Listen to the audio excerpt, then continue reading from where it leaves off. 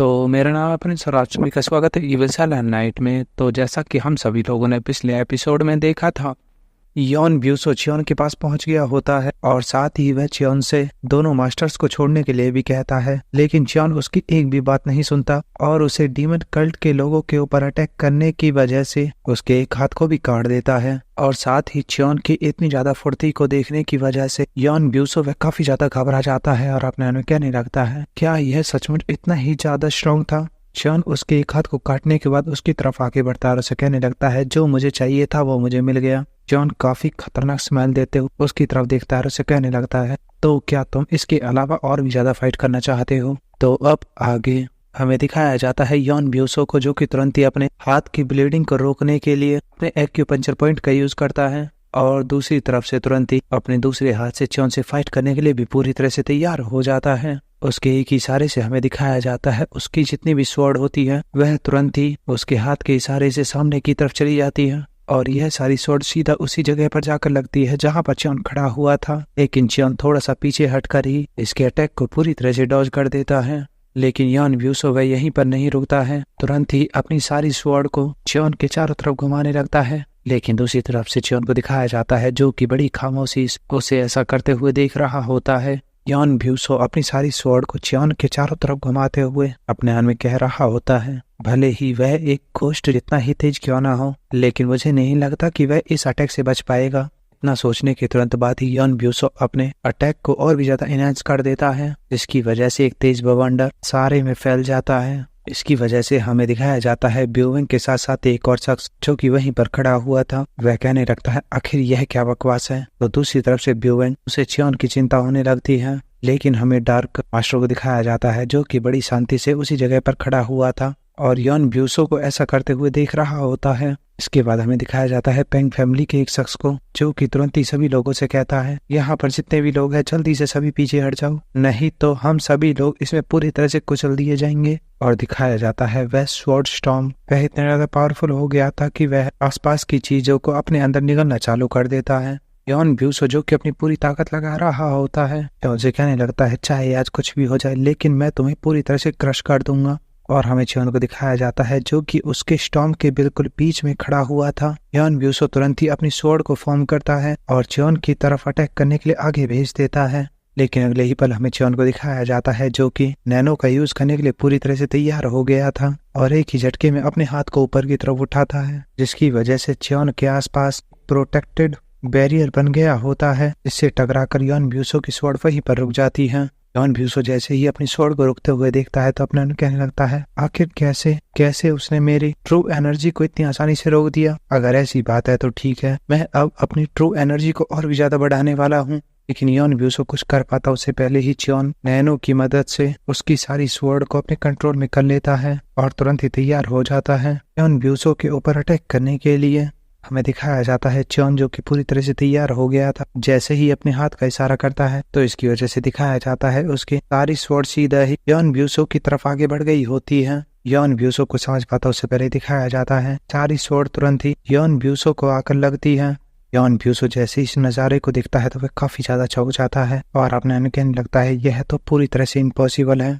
और यॉन ब्यूसो को दिखाया जाता है, जो कि तुरंत अपने घुटनों पर आ गया होता है और उसके हाथ पैरों के अंदर यॉन ने उसी की स्वॉर्ड को गाड़ दिया होता है। इसे देखकर साथ साथ पेंग गुयू दोनों ही काफी ज्यादा चौंक जाते हैं और तुरंत ही यॉन ब्यूसो का नाम चिल्लाते हैं। हमें दिखाया जाता है पेंग फैमिली के उसी शख्स को, जो कि शायद पेंग गुयू का भाई था। और अपने मन कहने लगता है, आखिर कैसे उसने इतनी आसानी से यॉन ब्यूसो की ट्रू एनर्जी से कंट्रोल हुई स्वॉर्ड के ऊपर इतनी आसानी से कंट्रोल कर लिया। भले ही वह मिस्ट्री रिलम में ही क्यों ना हो, तो यह पूरी तरह से सही है, उसका और हमारा कहीं तक भी कोई भी मैच नहीं है। तो यह आदमी सचमुच डीमन कल्ट का डीमन लॉर्ड है। और हमें दिखाया जाता है चियोन को, जो कि यॉन ब्यूसो की तरफ आगे बढ़ने लगता है। यॉन ब्यूसो जैसे ही से देखता है तो अपना कहने लगता है, तो क्या वह अब मुझे पूरी तरह से खत्म करने वाला है। यॉन ब्यूसो के पूरी तरह से पसीने छूट रहे होते हैं, लेकिन चियोन से कहने लगता है, अलायंस के लिए यह सब कुछ पूरी तरह से ठीक है, अगर तुम ऐसा चाहते हो तो तुम मुझे मार सकते हो। चियोन चलते हुए उसके पास में पहुंच गया होता है, उसे कहने लगता है, लेकिन आखिर मैं तुम्हें क्यों मारूंगा। यॉन ब्यूसो जैसे इस बात को सुनता है वह काफी ज्यादा चौंक जाता है। चियोन यॉन ब्यूसो की तरफ देखता है, उसे कहने लगता है, क्या तुम एक अच्छे हॉस्टेज नहीं हो। जबकि जब मेरा मन करेगा तब मैं तुम्हारा यूज कर सकता हूँ, तो आखिर मैं तुम्हें क्यों मारूंगा। यान ब्यूसो जैसे इस बात को सुनता है उसे काफी ज्यादा गुस्सा आ जाता है और अपने दांतों को पीसते हुए कहने लगता है, यह आदमी। यान जैसे ही उसे देखता है कि वह दांतों को पीस रहा है तो तुरंत ही यान ब्यूसो से कहने लगता है, क्या तुम आगे अपनी फाइट को और भी ज्यादा कंटिन्यू रखना चाहते हो। यान ब्यूसो आगे कुछ बोल पाता उससे पहले ही पेंग गोयू टेलीपैथी के थ्रू यान ब्यूसो से कहने लगता है, पागल मत बनो, जल्दी से अपने आप को पूरी तरह से सरेंडर कर दो। यह मरने से तो कहीं ज्यादा अच्छा है। यह थोड़ा सा शर्मनाक हो सकता है लेकिन इसकी वजह से तुम जिंदा रहोगे। इसके बाद पेंग गोयू का ब्रदर वह तुरंत ही अपने सभी लोगों को ऑर्डर देता है, सारे लोग सरेंडर कर दो। इसकी वजह से मरीम एलायंस के जितने भी लोग होते हैं वह तुरंत ही अपनी स्वॉर्ड को नीचे डाल देते हैं। साथ ही पेंग गोयू अपने मन में कह रहा होता है, यह बिल्कुल ऐसा था जैसे कि एक अडल्ट पर्सन वह एक बच्चे से फाइट कर रहा हो, भले ही यान ब्यूसो वह मिस्टिक रिलम में ही क्यों ना हो। तुम्हारी मार्शल आर्ट का पावर गैप उतना ही ज्यादा बढ़ता जाता है जितना तुम मार्शल आर्ट के लेवल में ऊपर जाते रहते हो। और चॉन को देखते हुए कहने लगता है, कितना ज्यादा भयानक है। एक सुप्रीम पीक मार्शल आर्टिस्ट बनने के लिए कितने दशक निकल जाते हैं, लेकिन इसने कुछ महीनों के अंदर ही अपने अंदर इतना ज्यादा सुधार कर लिया। भले ही हम काफी ज्यादा लक्की हैं और पूरी तरह से आजाद भी, लेकिन जैसे ही च्योंसू को यह बात पता चलेगी तो वह तुरंत ही मेरे दूसरे हाथ को भी ले लेगा। और यहाँ पर अगर आप में से कोई इसका मतलब नहीं समझा हो तो मैं आपको बता दूं, पेंग गोयू यहाँ पर आने से पहले च्योंसू से अपने हाथ की शर्त लगा कर आया था कि वह डीमन कल्ट के लीडर को बड़ी आसानी से हरा देगा। इसलिए अब इसे अपने दूसरे हाथ की भी चिंता हो रही है, क्योंकि एक को तो पहले ही चॉन ने पूरी तरह से काट दिया है। इसके बाद सीन चेंज होकर हमें थोड़ी देर बाद का सीन दिखाया जाता है चॉन को, जो कि सभी लोगों के सामने खड़ा हुआ था और मरीम एलायंस के सभी लोगों को रस्सियों से बांधकर जमीन पर बैठा रखा होता है। ग्यूवेंग चॉन के पास आता है और उसे कहने लगता है, डीमन लॉर्ड पहले ही मरीम एलायंस के लीडर के साथ साथ 2 और मास्टर पूरी तरह से घायल हो गए हैं, उनके साथ हमारी एलायंस का क्या होगा। ग्यूवेंग जैसे इतना बोलता है तभी उसे साइड से हंसने की आवाज आती है और कोई कहता है, ग्यूवेंग इसके बारे में बिल्कुल भी चिंता मत करो।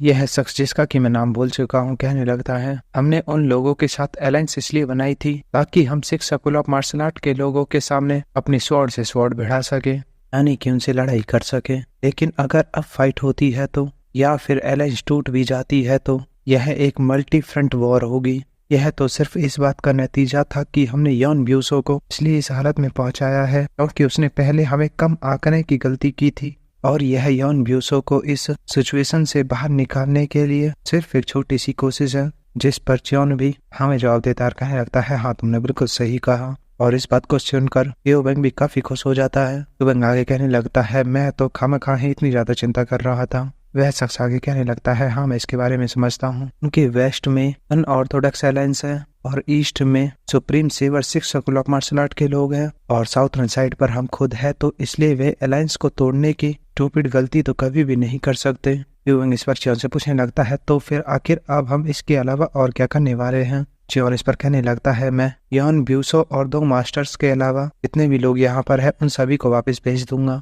इसके बाद यह शख्स आगे कहने लगता है, जैसे ही हम लोग इन्हें छोड़ते हैं तो इसके बाद मैं खुद मरीम एलायंस में जाऊंगा एक मैसेंजर के रूप में। तो च्योन इस पर कहने लगता है, तुम्हें ऐसा कुछ भी करने की जरूरत नहीं है। अगर तुम ऐसा करते हो तो तुम्हें वो बंदी बनाकर भी रख सकते हैं और इन तीनों को छोड़ने की मांग कर सकते हैं, तो इसलिए उनके लिए सिर्फ एक लेटर लिखो, इतना ही काफी है। ग्यूवेंग इस पर च्योन से कहने लगता है, क्योंकि अब जियानगो को भी इसके बारे में पता चल गया है कि आप कितने ज्यादा पावरफुल हो, वो जल्द ही आपको भी एक टाइटल दे दिया जाएगा। इसके बाद सीन चेंज होकर हमें 3 दिनों के बाद ऑर्थोडॉक्स मरीम एलायंस का सीन दिखाया जाता है। हॉल के अंदर दिखाया जाता है सारे लीडर्स को जो कि चेयर पर बैठे हुए थे। अभी उनमें से कोई कहता है, आखिर ऐसा कैसे हो सकता है, क्या यह बात सच है। इस पर दूसरा शख्स वह हमें जवाब देता है, यह होती है हेईसान सेक्ट की डिसाइपल ओशिन, जो कि कहने लगती है, यहाँ तक कि यान ब्यूसो भी उनका मुकाबला नहीं कर पाया। अलायंस लीडर इसे सुनते ही अपने मन में कह रहा होता है, यहाँ तक कि उसने उसकी स्वॉर्ड क्यूआई से भी उसके कंट्रोल को आसानी से ले लिया, क्या यह पॉसिबल भी है।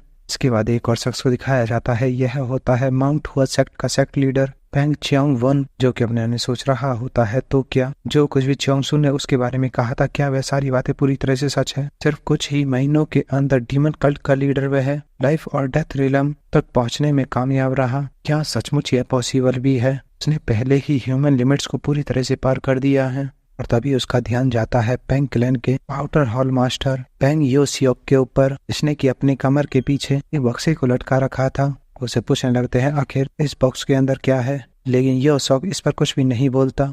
यह शौक के पूरी तरह से पसीने छूट रहे होते और पीछे उस बॉक्स की तरफ देखते हुए कहने लगता है, डीमन कल्ट के लीडर ने मुझसे कहा था कि इस चीज को मेक श्योर करना कि यह बॉक्स मोरिम एयरलाइंस तक सही सलामत पहुंच जाए। मोरिम एयरलाइंस का लीडर जैसे इस बात को सुनता है उसे कुछ समझ में नहीं आता कि आखिर डीमन कल्ट के लीडर ने यहाँ पर ऐसी क्या चीज भिजवाई है। उसके बाद यो शौक तुरंत ही उस बॉक्स को टेबल पर रख देता है और दो मास्टर तुरंत ही उसे खोलने लगते हैं। जैसे ही बॉक्स का ढक्कन खुलता है तो दिखाया जाता है बॉक्स के अंदर 3 हाथ थे और यह हाथ और किसी के नहीं, एई संग सेक्ट लीडर, बैंक क्लैन का सेक्ट लीडर और यन ब्यूसो, इन तीनों का एक हाथ था। और मेलेंस का लीडर जैसे ही इसे देखता है तो वह पूरी तरह से गुस्से में आग बबूला हो जाता है। और बस इसी के साथ ही एपिसोड यहीं पर खत्म हो जाता है।